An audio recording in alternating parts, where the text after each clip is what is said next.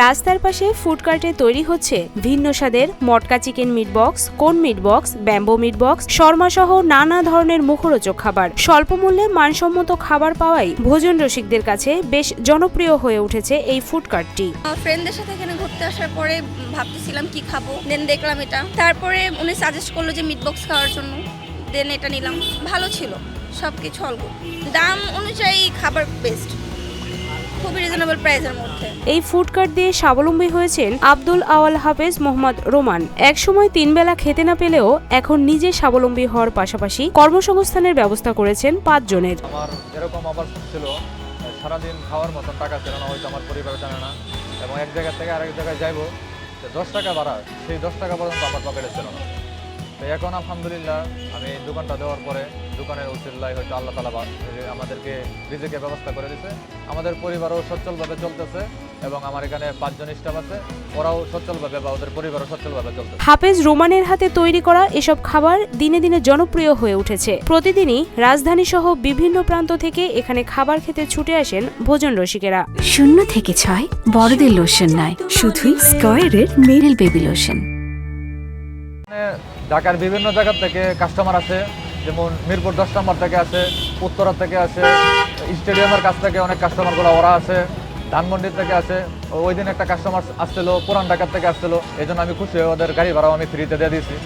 এবং গাজীপুর থেকেও কাস্টমার আছে, বিভিন্ন জায়গা থেকে আমাদের এখানে কাস্টমার আছে। এবং আমাদের এই ছোট্ট দোকানে অনেক কাস্টমারে বলে যে আমাদের কোনো দিন প্রোগ্রামের অর্ডার হয়, তাই আপনাকে দেবো, আপনাকে রেডি করে দিতে পারবেন কিনা। তখন আমি বলছি যে আমার মেনুতে যে 70টা আইটেম আছে, এর বাহিরেও আমাদের যে শেফগুলো আছে ওরা চাইনিজ যে কোনো কাজ পারে, চাইনিজ যে কোনো অর্ডার দুজন হয় আমাকে জানাইলে আমি দিতে পারবো। রাজধানীর মিরপুর 2 নম্বরে সসেস লাভার ফুডকার্টটির অবস্থান। ভিন্ন ধরনের খাবারের স্বাদ, পরিষ্কার পরিচ্ছন্নতা এই দোকানটি অন্য সব ফুডকার্ট থেকে সম্পূর্ণ আলাদা করেছে। কিছু ইউনিক আইটেম আমার কাছে আছে। আমার ছোটোখাটো ফুডকার্ট হলো আমার এই জায়গায় 60+ খাবার আছে। যেমন ইউনিক খাবার হলে দেখেছে আমাদের মটকা মিট বক্স আছে, যে জায়গায় লাভ রোডে কোথাও নাইকে। আমাদের দেখেছে বাম্বো বাঁশের ভিতরে একটা মিট বক্স পাওয়া যায়, এটা লাভ রোডে কোথাও নাইকে। দেখা গেছে মটকা পাস্তা আছে একটা, যেটা মটকা পাস্তা সেল করি, এটা মটকার ভিতরে থাকে, ওভেনে ব্রেক করা হয়।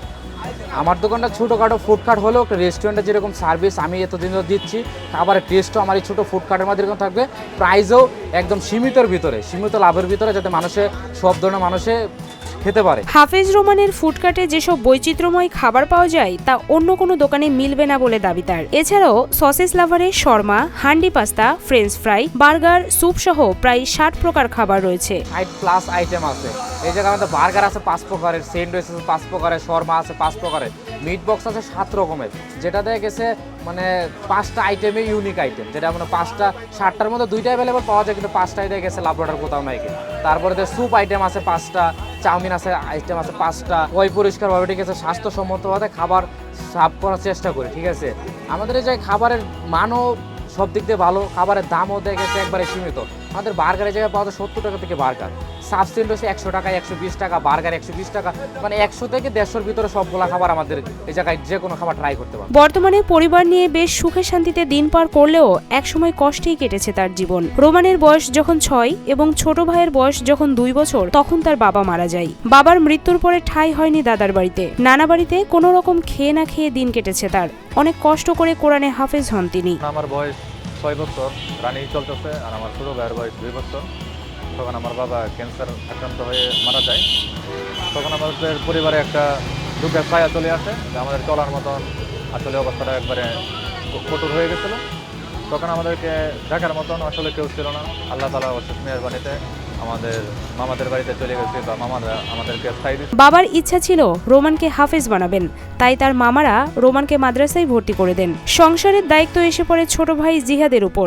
মাত্র 10 বছর বয়সে হোটেলে দৈনিক 50 টাকা বেতনে চাকরি করে সংসারের হাল ধরেন তিনি। তো আমার মামারা বলছে যে তো তোমার বাবার ইচ্ছা ছিল তোমাকে হাফেজ বানাবে, আলেম বানাবে, তা আমরা তোমাকে পড়াবো।